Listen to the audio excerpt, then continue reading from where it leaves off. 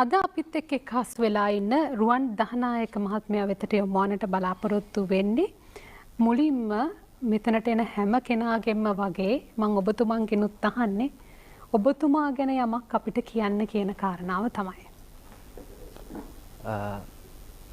ජම්බුරියගොඩ ශ්‍රී නාගාරාම අධිපති ජ්‍යෙෂ්ඨ මහාචාර්ය දර්ශන සූරි ප්‍රවීණ ගීත රචක අති ගෞරවනීය පාතේගම ඥානිස්සර ස්වාමීන්ද්‍රයන් වහන්සේගෙන් අවසරයි.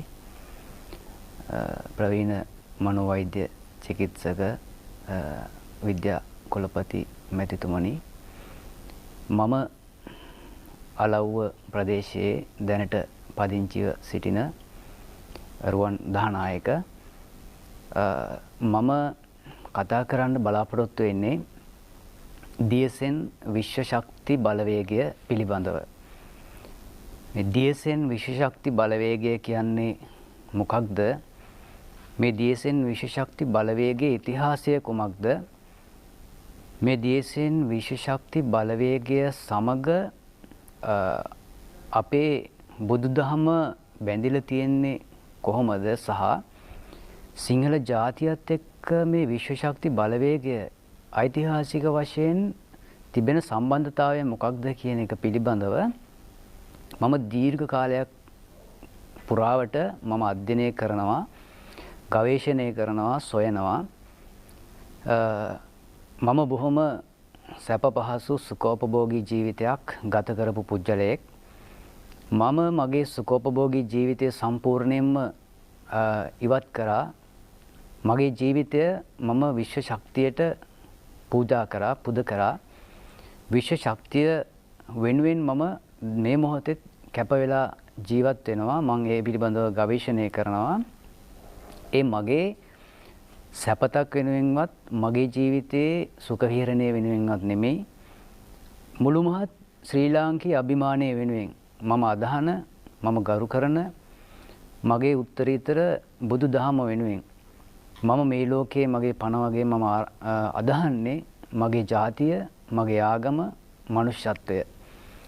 මේ තුනට මගේ උපරිම ගෞරවය සහ මගේ ජීවිතය හා සමානව මම ඒ දේ වෙනුවෙන්, මම මරණය වෙනුවෙන් වුණත් මේ කරුණු තුන වෙනුවෙන් සූදානමින් තමයි මේ DSN විශ්ව ශක්ති බලවේගය පිළිබඳව මම අධ්‍යයනය කරන්නේ. අපේ ශ්‍රී ලාංකීය අභිමානය, අපේ නැති වුණු ආගමට නැති වුණු ස්ථානය, මේ මිත්‍යා දෘෂ්ටික සංකල්ප තමා අදෘශ්‍යමානය තුළින් පෙන්눔 කරන්නේ. මේ නොපෙනෙන බලවේග තුළින් මම කියන්නේ මම කතා කරන බලවේගය හරි කියලා. මම දකින දේ වෙනුවෙන් මම කැප වෙලා කටයුතු කරන පුජ්‍යලයෙක්. ඒ නිසා අද නිෂ්පාදකතුමන් ශිරාන් රත්නායක මැතිතුමන් සමග සම්බන්ධ වෙලා මේ වැඩසටහනට මම ඉතාමත්ම ඕනෑකමින් අද දවසේ සම්බන්ධ වුණේ. මම මේ කතා කරන මාතෘකාව අපේ සුවහසක් ශ්‍රී ලාංකීය ප්‍රේක්ෂක ජනතාව අනුමත කළා හෝ නොකළා, මගේ අදහස මේ තුලින් ජනගත කිරීමට මට අවශ්‍ය වෙනවා. ඒ නිසා තමයි අද මම මේ අවස්ථාව වෙනුවෙන් සම්බන්ධ වුණේ. විශේෂයෙන්ම මේ DSN විශ්ව ශක්ති බලවේගය පිළිබඳව මට ඉතිහාසය පිළිබඳව කරුණු කීපයක් සඳහන් කරන්න පුළුවන් නම්, මේ DSN විශ්ව ශක්ති බලවේගය කියන කාරණය ආරම්භ වෙන්නේ කෝට්ටේ යුගයේදී. කෝට්ටේ යුගයේ රජ කරපු පරාක්‍රමබාහු රජතුමා වර්ණනා කරන්නට රචනා වෙනවා පැරකුම්බා සිරිත කියන ග්‍රන්ථය. මේ පැරකුම්බා සිරිත කියන ග්‍රන්ථයේ 116 වැනි කවිය තුලින් පැහැදිලි කරනවා, කියග මගිය එනු කොහි සිට දද සමනල ගොසිනා නොය කියමුතු එදිග බමුණ සුමන සුරිඳු විසිනා ගිය කල 2500 රජෙකු වෙතැයි දියනා කියවිනි තන් වැසිය එනම් පැරකුම් රජ මෙදිනා.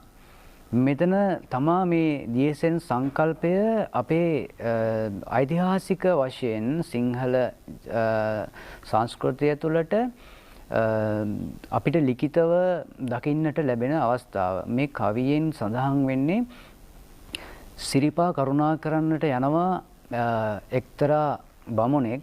මෙයාට සිරිපා කරුණා කරන්න යන අවස්ථාවේදී සිරිපා වන්දනා කරලා එන මගියෙක් හම්බ වෙනවා. මේ මගියගෙන් අහනවා කියග මගිය මට කියන්න මේ සිරිපා වන්දනා කරලා ඔයා ආපසු එද්දී සිදුවුණු යම් සිදුවීමක් සුවිශේෂී දෙයක් තියනවද? ඒ වෙලාවේදී මේ මගිය පවසනවා ඔව් බමුණ මට සුමන සමන් දෙවියෝ සඳහන් කළා ගිය කල 2500 රජකෝ එතයි දියනා බුද්ධ පරිනිර්වාණයෙන් වසර 2500ක් ඉක්ම ගියාට පස්සේ මේ ශ්‍රී ලංකා ද්වීපය මේ බුදුදහම බබළුවන්න අපේ ලංකාව තුල රජෙක් පහළ වෙනවා. ඒ තමයි කියවෙනි තන් වැසිය එනම් පැරකුම් රජ මෙදිනා. පැරකුම් රජුරෝ ලංකාව එක්සේසත් කරලා මේ දිය කියන්නේ ලෝකය, නා කියන්නේ නායකයා. මේ ලෝකයට නායකයෙක් ලංකාවෙන් බිහි වෙනවා කියන මේ දියනා කියන්නේ මේ දියසෙන් සංකල්පය එතනින් බිහි වුණා කියන කාරණය අපිට මූලික වශයෙන් හමු වෙනවා.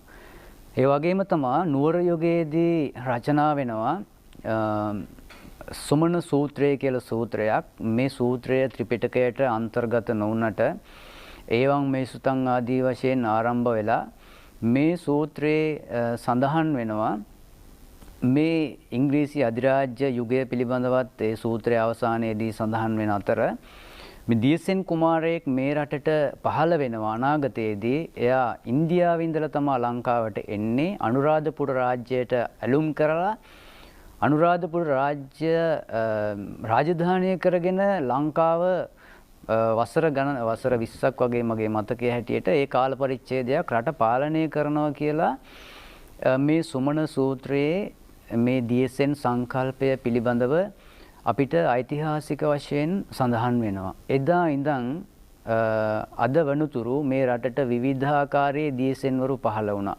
විවිධාකාරයේ දේශපාලනික වරප්‍රසාද මත දේශපාලනික වශයෙන් යම් යම් වාසි ලබා ගැනීම වෙනුවෙන් මේ සංකල්පය අද බාල්දු වෙලා හැල්ලු වෙලා මේ සමාජයේ විහිළුවක් බවට පත් වෙලා තියෙනවා මේ දියසෙන් සංකල්පය. මේ දියසෙන් විශ්ව ශක්ති බලවේගය මේ විශ්වයත් එක්ක බැඳිච්ච බලවේගයක්. විශේෂයෙන්ම මේ වැඩසටහනේදී මේ විශ්ව ශක්ති බලවේගය අනුමත නොකරන මාතෘකාවක් විදිහට මම පෙර වැඩසටහන් නැරඹීමේදී මම බොහෝ දුරට දැක්කා. ඒ කෙසේ වෙතත් මම අද උත්සාහ කරන්නේ තහවුරු කරලා පෙන්වන්නේ අපේ රට වැටිලා තියෙන මේ ජරා ජීර්ණ අගාධයෙන් අපේ ශ්‍රී ලාංකේය අභිමානය ඔසවන්න අපේ උත්තරීතර බුදුදහම නිර්මල ධර්මයක් විදියට මේ ලෝකයට ඉස්මතු කරන්න අපි සාක්ෂි සහිතව සාධක සහිතව මේ විශ්ව ශක්ති බලවේගය මම බුදුදහම තුළින් ලබාගෙන අවබෝධයෙන් බුද්ධියෙන් උසස් බුද්ධිමත් ජනතාවක් අපේ රටේ ඉන්නේ. ශ්‍රී ලාංකිකයන් කියන්නේ සහ බෞද්ධයන් කියන්නේ බුද්ධියෙන් උසස් අය, උතුම් අය. මේ බුද්ධියෙන් උතුම් උසස් අයට මම ආරාධනා කරන්නේ කතා කරන්නේ අපේ මේ උත්තරීතර ධර්මයේ තුලින් මා ලබාගත්තා වූ මේ විශ්ව ශක්ති බලවේගය දීසෙන් විශ්ව ශක්ති බලවේගයේ බවට තහවුරු කරන්න මගේ හැකි ප්‍රමාණයෙන් මම උත්සාහ කරනවා මේ වැඩසටහන තුලදී.